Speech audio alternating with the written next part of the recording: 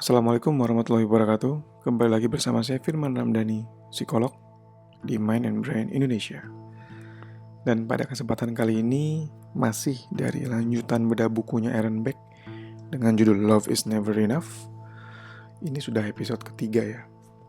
2 episode sebelumnya bisa dicari deh di YouTube dan di podcast kita. Masih di bab 1 di subbab yang sekarang judulnya mau saya bahas adalah Invisible Mind. Pikiran yang tidak terlihat. Nah, kenapa dibilang invisible mind? Karena memang invisible, karena memang nggak terlihat.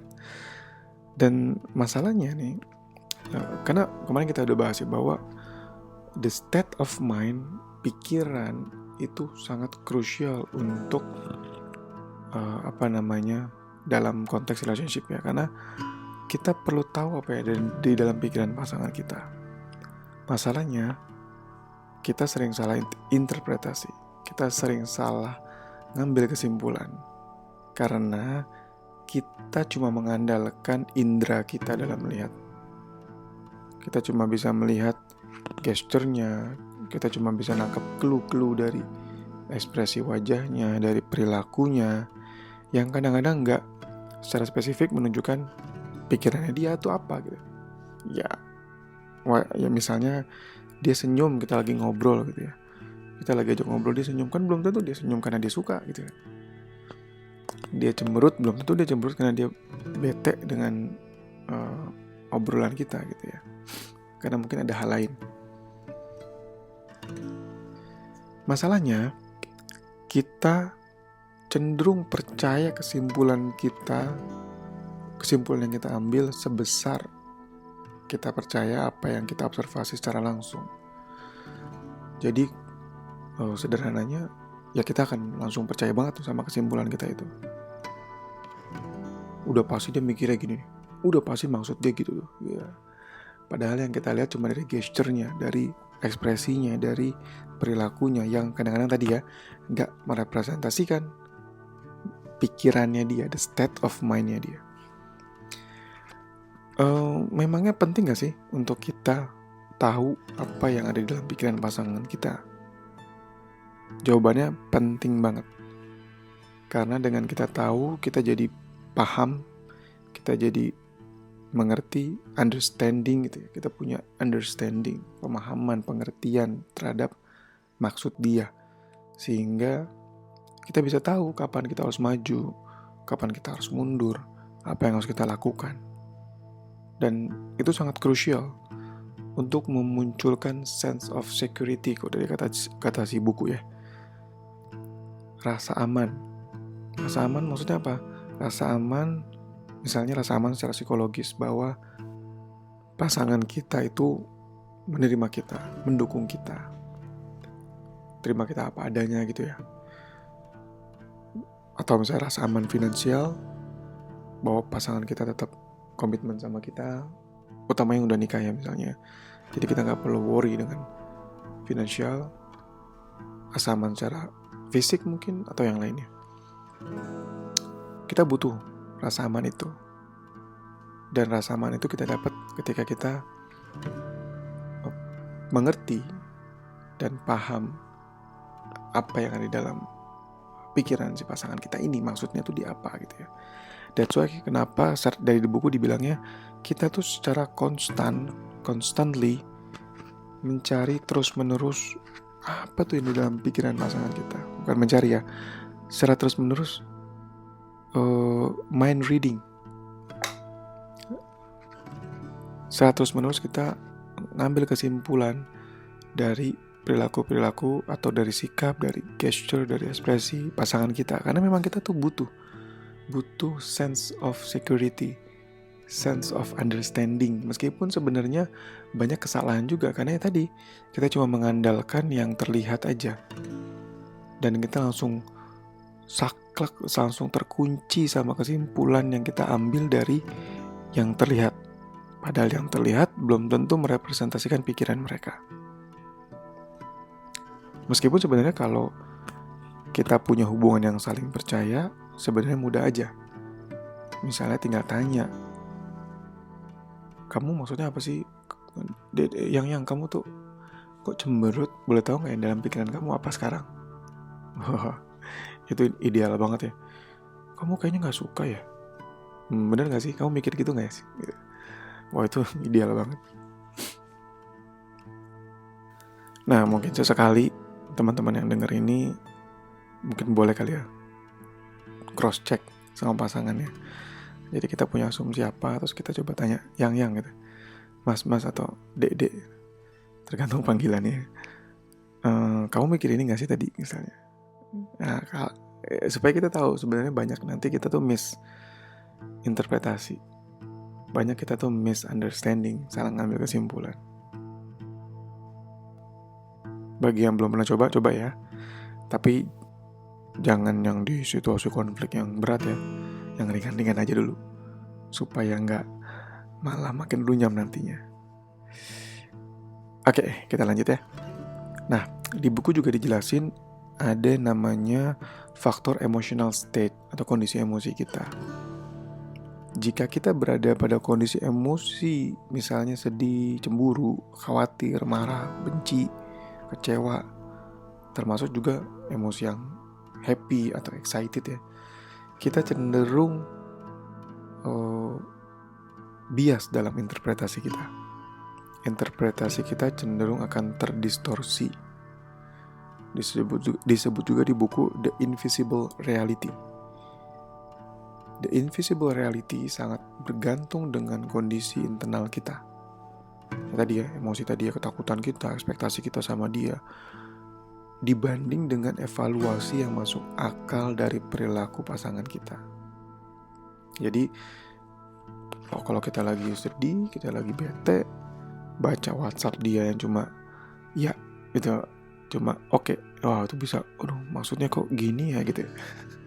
Kita lagi marah juga sama dengan dia pulang kantor misalnya, kalau ini pasangannya ini saya sebagai istri misalnya gitu ya, suami pulang kantor diem aja cemberut, langsung mandi langsung kamar, hati kita lagi panas gitu ya, lagi bete, itu bisa langsung kepancing tuh. Jadi benar-benar kita sangat dipengaruhi dengan situasi emosi kita ya. Dari bukunya Beck juga dibilang, we are unlikely to consider alternative explanations for what we see and hear, and our conclusions are more unyielding. Yang artinya, kita hampir tidak akan gitu ya, mempertimbangkan penjelasan alternatif atau penjelasan lain gitu ya, dari apa yang kita lihat dan kita dengar. Ketika kita udah punya kesimpulan dari apa yang kita lihat dan kita dengar, itu sifatnya akan keras kepala dan sangat-sangat rigid. Apalagi kalau kita memang lagi dalam kondisi emosional, makin terdistorsi lah, makin rigid lah.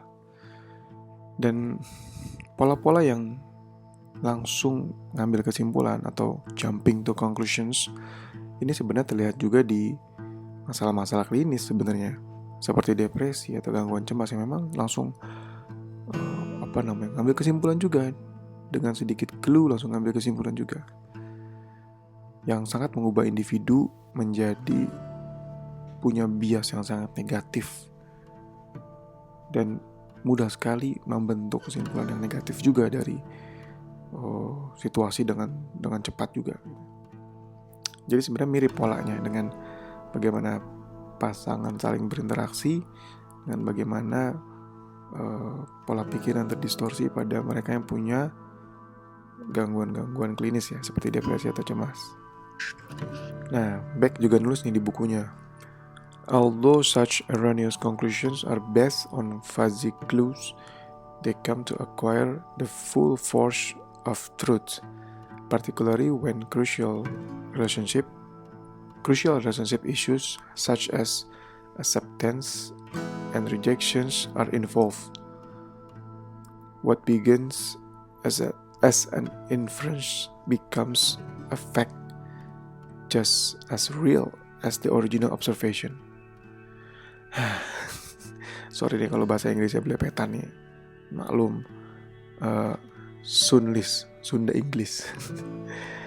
Ya kurang lebih maksudnya si Beck adalah meskipun erroneous conclusions itu kesimpulan yang salah ya.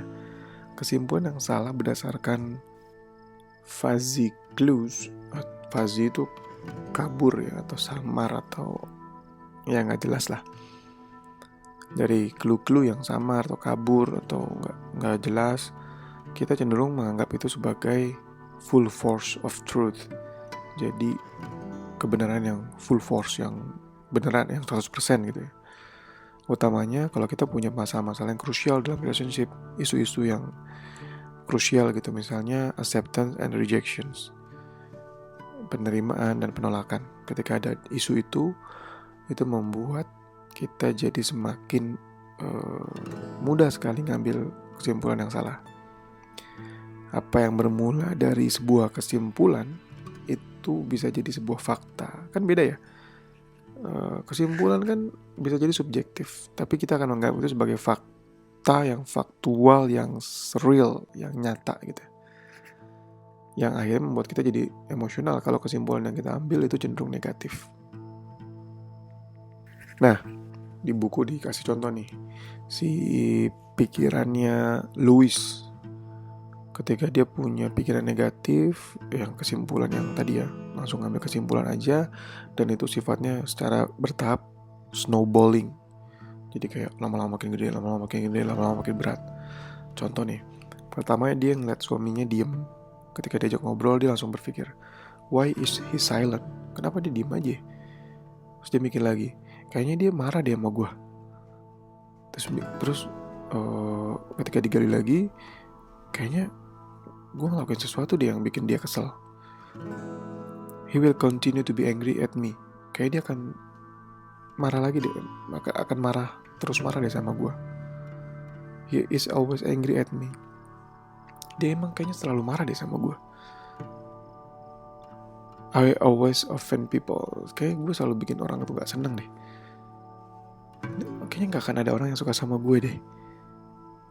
Sampai di sini di buku ditulis, ketika digali sampai pada satu pikiran gitu ya, I will always be alone.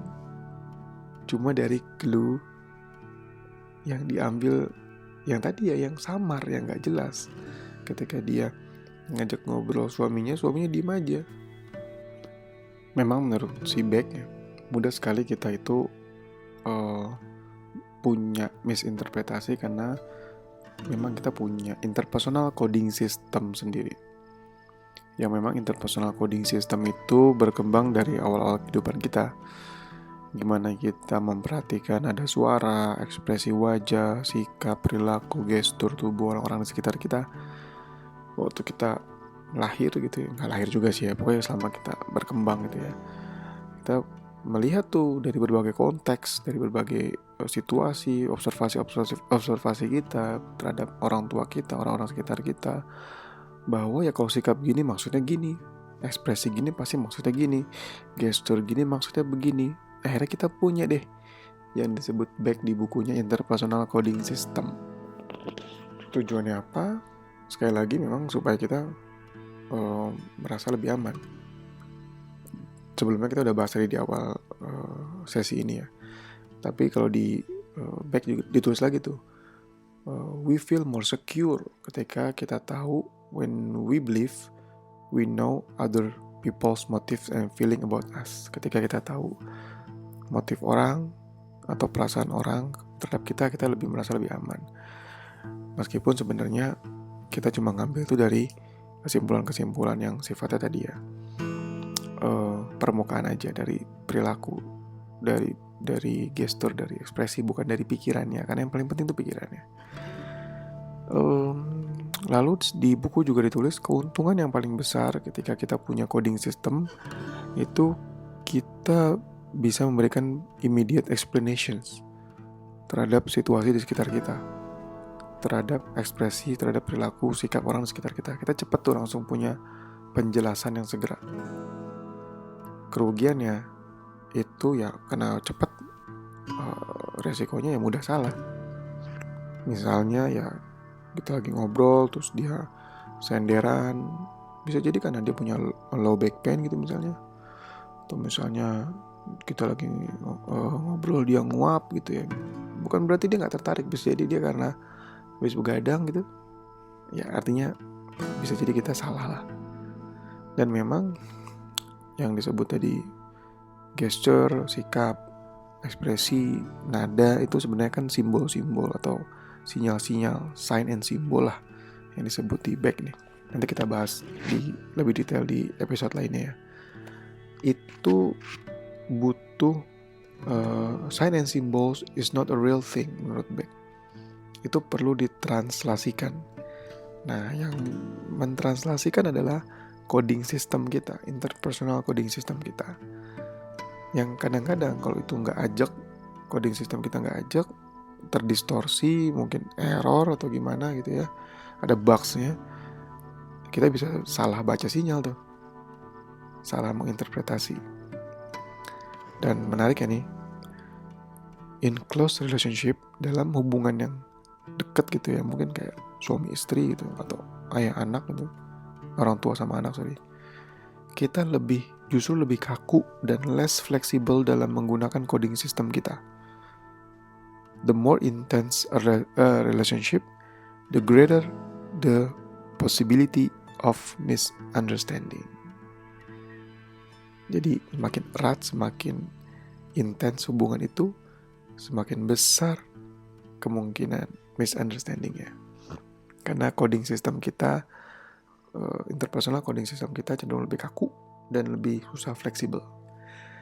Oke, so sekian dari saya pada episode kali ini. Semoga bermanfaat, semoga makin membuat kita terbuka pikiran kita untuk memahami relationship dengan pasangan kita, dan semoga bisa dijadikan untuk bahan renungan mungkin ya.